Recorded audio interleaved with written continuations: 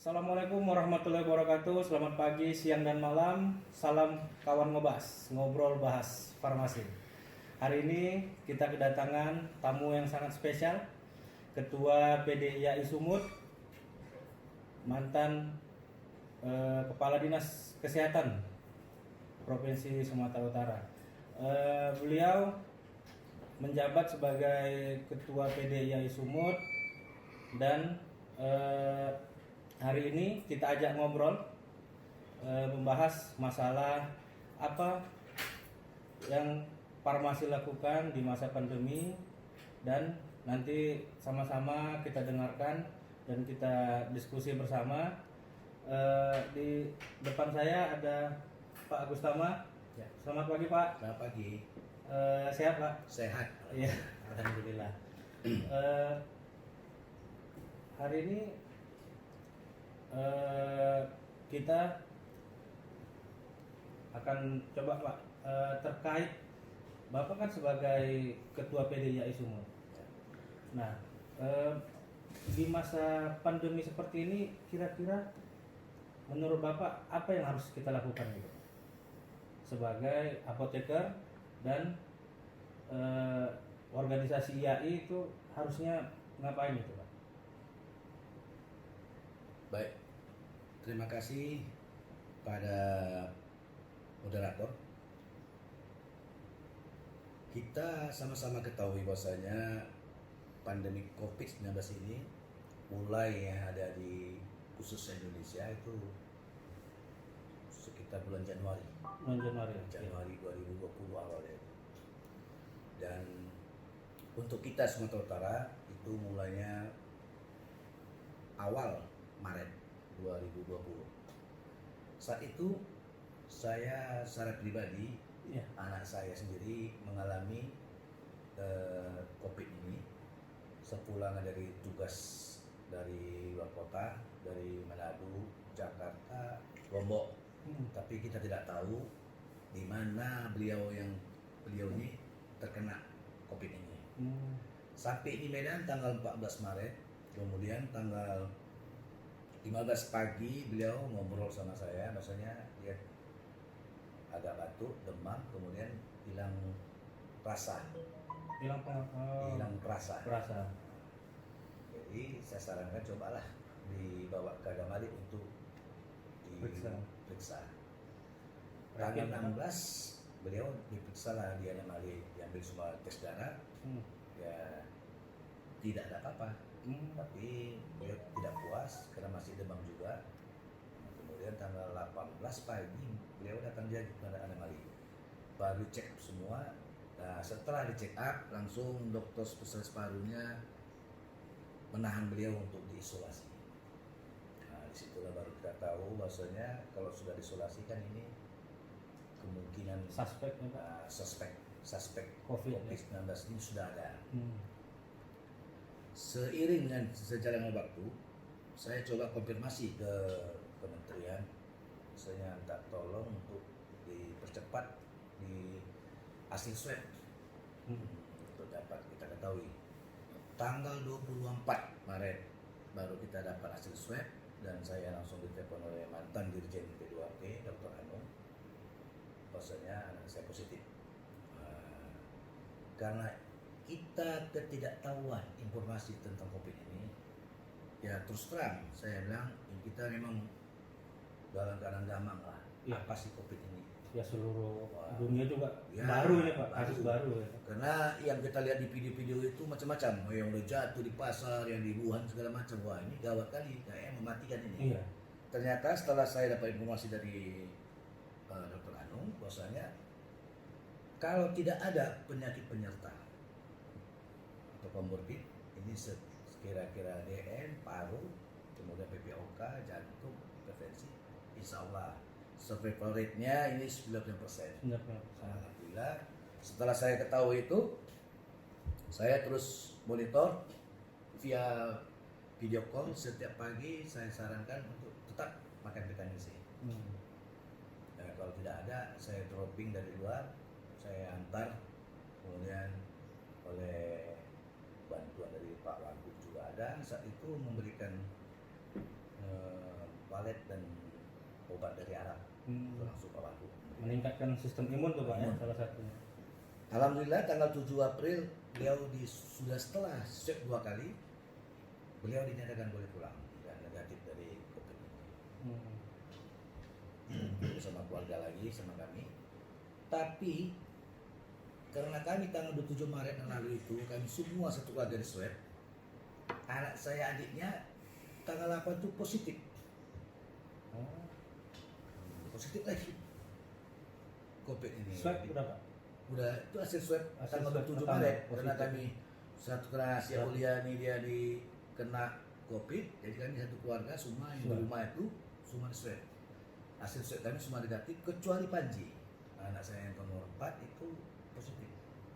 Dan saya karena saya sudah tahu itu informasi dari Pak Anung bahwasanya ini yang penting kita harus jaga imunitas. Ya, Jadi saya tidak sarankan ke rumah sakit, cukup saya isolasi di rumah. isolasi mandiri. Jadi sudah mandiri, saya berikan obat itu vitamin C setiap pagi setelah makan, kemudian siang sebelum minum dan setelah makan, kemudian saya bantu obat dengan PCO, virgin coconut oil dulu. Kemudian setiap pagi saya jemur. Sebetulnya memang cuaca di Medan sangat panas. Vitamin D tuh Pak ya. Ya, alhamdulillah tanggal 12 saya minta swab lagi orang dinas datang ke rumah dan keluar hasilnya tanggal 18 April sebelum kita puasa dan negatif hasilnya. Jadi dengan hasil itu tidak ada lagi dalam keluarga kami yang mendapat dengan COVID ini. COVID ini kalau kita secara farmasis kita diminta untuk membantu gugus tugas, subgugus tugas oleh pemerintah Provinsi Sumatera Utara dan kita sudah melakukan itu mengirim sejawat-sejawat yang ada di rumah sakit GL Tobing dan Mata Priska.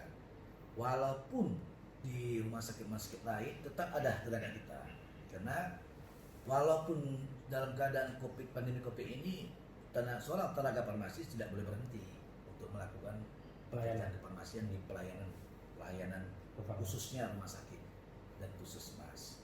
Ini tak boleh berhenti karena kita memang dibutuhkan untuk mengatur tentang obat yang akan diberikan pada pasien-pasien nanti yang di tempat sarana pelayanan kesehatan ini. Jadi saya himbau kepada teman-teman semuanya bahwasanya tidak ada kata-kata terhenti oleh tenaga farmasi karena organisasi profesi lain pun ikut terlibat habis seperti ID, PPNI dan yang lain banyak membantu di gugus tugas dan kita tetap ikut dalam gugus tugas. Bahkan kemarin teman-teman dari ID memberikan 1 juta masker ke beberapa lokasi yang ada di Medan baik di Langkat, di luar kota dan kita tetap dilibatkan oleh teman-teman dari ID dan PPNI. Saya kira mungkin ini sementara. Saya kembali kepada selain sektor pelayanan Pak, mungkin kan selama ini farmasi itu sebenarnya sudah banyak bergerak ya di bidang produksi misalnya. Contoh ini Pak, hand sanitizer ini buatan IAI atau gimana Pak? ya. Sebenarnya kalau kita jujur, urusan-urusan seperti APD, hand sanitizer ini urusan farmasis. Urusan farmasi. Ya, karena kan ini namanya hand sanitizer ini kan untuk mengurangi Betul. atau mencegah kuman-kuman atau bakteri-bakteri virus-virus yang ada dalam tangan kita untuk pembersihan lah di samping dari sabun Ya. itu untuk biar mengalir kan. Tapi kita di saat COVID ini kita membuat ini untuk mengurangi pasar, Betul. harga pasar. Iya. Selama ini kan begitu ini COVID ini banyak kawan-kawan yang lain memanfaatkan situasi COVID ini sehingga menjual hand sanitizer dengan harga yang sangat tinggi.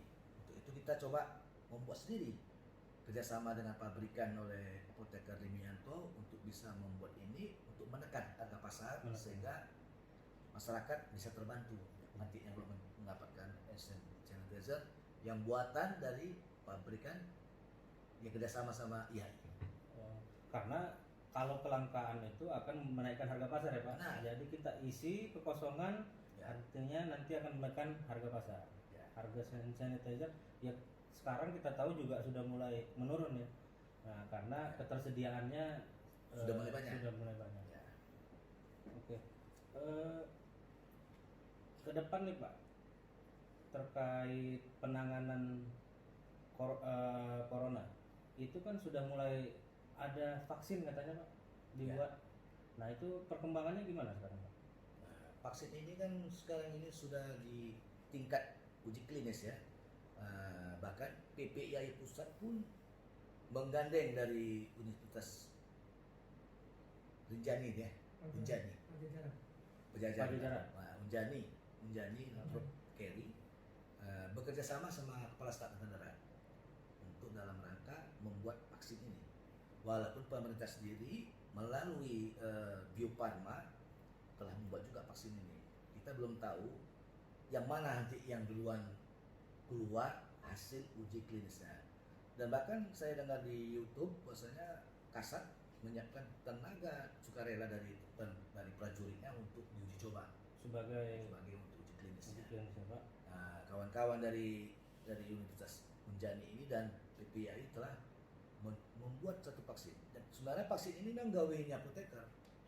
Nah itu Pak, saya belum pernah lihat tuh apoteker di televisi atau di YouTube menjelaskan ya.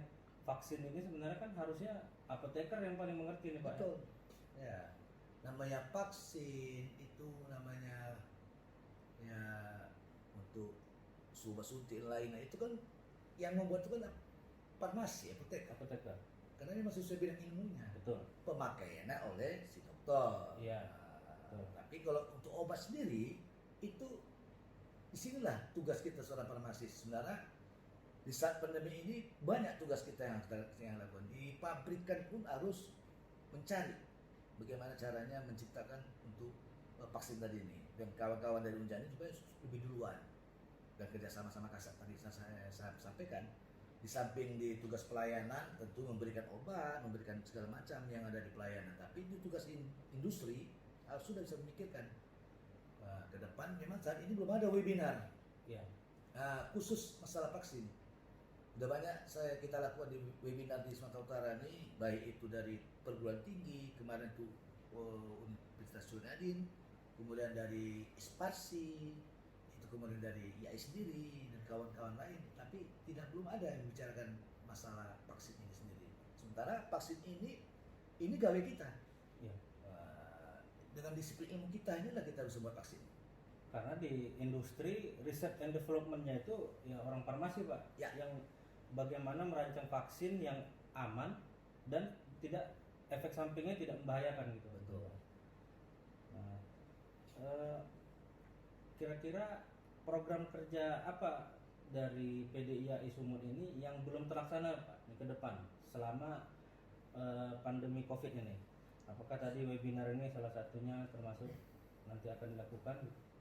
Ya, kita kan banyak program kerja yang saat ini terkendala karena ya secara selama ini kita kan online aja, secara offline kita tidak bisa mengadakan kegiatan.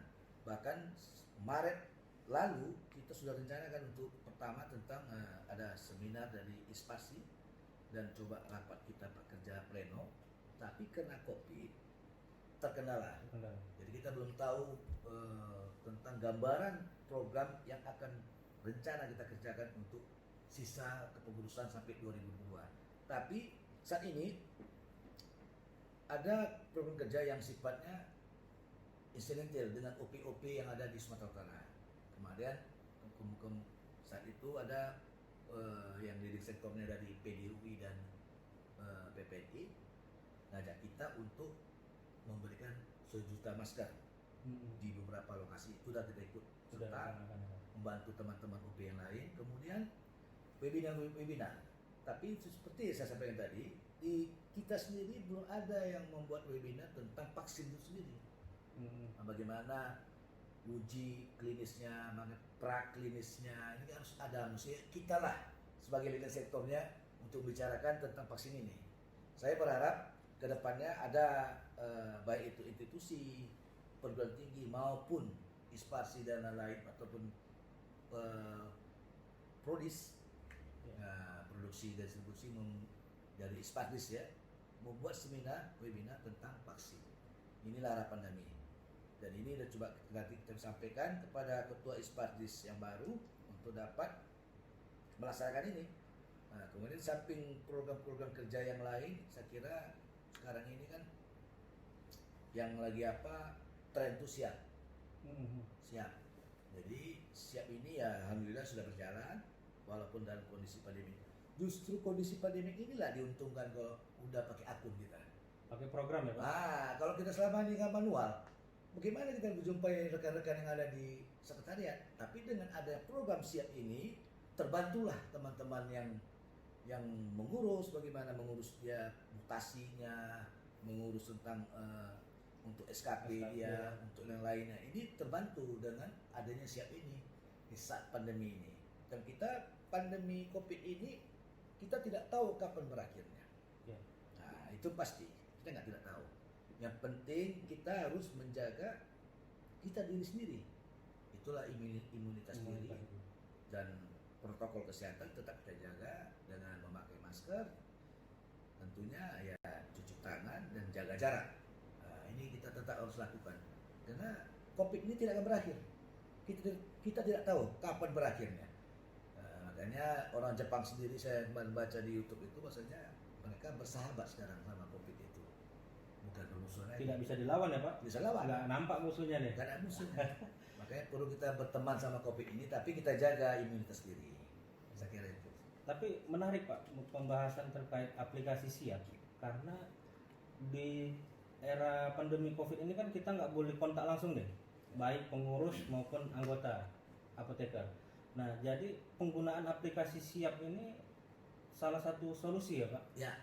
Untuk mengurangi kontak langsung ya Pak, karena saya rasa itu yang terbaik saat ini untuk pengurusan izin tadi Pak. Ya. Ya. Oke. Jadi kesimpulan Pak, hari ini kita pembicaraan kita terkait gimana sih farmasis itu menghadapi, bukan melawan ini, karena musuhnya nggak nampak. COVID ini nggak bisa kita lawan Pak. Kalau di Jepang tadi kata Pak Gustama itu berteman. Berteman dengan COVID, kita jaga diri kita sendiri. Nah, juga organisasi juga sudah menyiapkan program-program kerjanya untuk melangkah bersama COVID ini bagaimana. Nah, itu mungkin bisa jadi masukan untuk kawan-kawan ngobas semua. Nah, terakhir nih Pak, sebelum kita tutup, kegiatan podcast seperti ini kira-kira sangat baik untuk berbagi informasi nih dikala kita tidak bisa melakukan pertemuan secara langsung, seminar.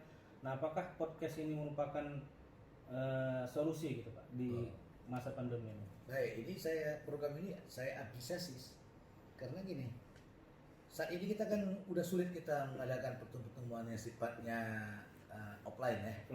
Offline. Jadi dengan ada kegiatan seperti ini, ya teman-teman yang lain yang apoteker tidak bisa yang bergabung sama kita bisa mendengarkan langsung.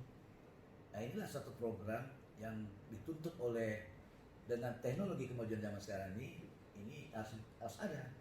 Yang selama ini mungkin ya periode lalu tidak terpikirkan, tapi saat saya sebagai ketua PDIAI saya bilang sekarang ini udah zamannya teknologi, informasi digital.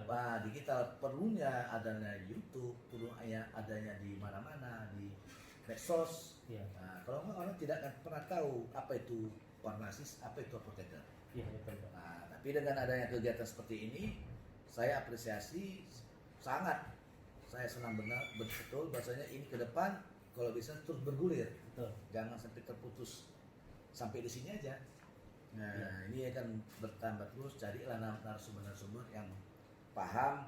Ya minimal kalau tadi kita sulit mengadakan webinar tentang vaksin, kita cari teman-teman dari fakultas di perguruan tinggi yang ngerti bicara tentang vaksin. kita ajak duduk sama ya Pak. Sama. Saya kira kita di sini banyak guru-guru besar, banyak dokter, itu kan masa nggak ngerti dan masalah bagaimana tetap vaksin ini kan, kalau tidak salah saya kan di lab steril itu kan lebih. Karena masyarakat awam juga banyak yang takut ya Pak, Ya. nggak mau divaksin, takut efeknya. Nah itu mungkin nanti bisa dikupas ya Pak. Ya. Di... Jadi kan pengalaman saya di tahun 2018 lalu itu kan saat itu ada vaksin yang untuk anak sekolah itu yang ditolak.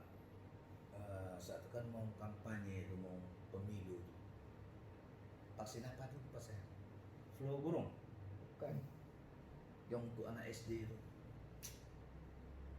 Saya ingat betul, saya masih pejabat, masih kepala dinas. Saya coba, katanya vaksin itu ada mengandung yang haram. Oh. Ya. Ya, itu pengalaman saya. Jadi saya coba bicara sama MUI, bahasanya saya sampaikan, memang vaksin ini belum ada yang halal. Nah, bahkan Jepang sendiri saat itu membuat hanya untuk kalangan sendiri. Nah, jadi memang inilah vaksinnya. Alah, aduh, penyakit apa itu, aduh, lupa saya. Jadi penyakit ini kalau kita biarkan, kalau kita tidak vaksin anak-anak ini, nanti kita tidak tahu 10 tahun, 20 tahun mendatang bagaimana masyarakat kita di Sumatera Utara. Dan di Indonesia yang sangat kecil itu persentasinya, termasuk kita Sumatera Utara, sampai Aceh, Sumbar, NTB dan provinsi lain, kita termasuk yang 10 besar yang menolak, yang Penggunaan persentasinya rendah, Oh. tidak signifikan. Tapi kita Sumatera Utara ada juga kabupaten kota yang saat itu yang sampai 99% itu ada, seperti kabupaten kota si Samosir, daerah Tobasa itu tinggi semua. Tapi untuk Medan angkanya itu betul di bawah 50% dan tidak bisa menutup. Nah, kami ada berapa orang tuh dipanggil saat itu ya, dipanggil Dirjen P2P. Saya jelaskan ini kan masalah sulit kita menentang, ini kan mau saat itu mau pilek, mau pilpres. Nah ini jadi ada nuansa politis yang saya bilang. Jadi tolong dihentikan dulu program ini. Nanti setelah pilpres silakan. Tapi saat itu tidak ada lagi program ini. Alah, penyakit apa namanya itu? Dan ini sangat apalah, yang rusak mata, Ya bisa kecacatan yang seumur hidup. Iya betul. Rubella. Oh. Nah, vaksin rubella. Ini pengalaman saya. Begitu juga vaksin sekarang nih. Ya, saya sampaikan bahwasanya vaksin ini kan memang sulit kita dapatkan dari bahan-bahan yang kalau menurut agama Islam itu halal. Belum ada ya, seperti meningitis. Meningitis dulunya kan awalnya itu kan dari yang non halal. Nah, tapi lama kelamaan sudah ada lah yang halal, sehingga orang mau haji, mau umroh aman. Begitu juga Insulin dulu Pak. insulin. Ya? Iya. Insulin awalnya itu kan non halal juga. Iya. Tapi lama kelamaan insulin itu jadi halal. Begitu juga vaksin tadi ini. Makanya harus ada relawan yang mau bersedia di vaksin tentang yang disediakan oleh pemerintah. Mudah-mudahan ke depan tidak ada lagi vaksin-vaksin itu yang dibuat dari hewan atau dari mana hewan yang non halal lah. Kalau bisa semua yang halal, sehingga tidak meresahkan masyarakat. Saya kira itu. Terima kasih kita ucapkan kepada Pak Gustama yang memberikan waktunya kepada kita. Kawan-kawan jangan lupa tonton terus podcast kita selanjutnya di Ngobrol Bahas Farmasi. Assalamualaikum warahmatullahi wabarakatuh. Waalaikumsalam.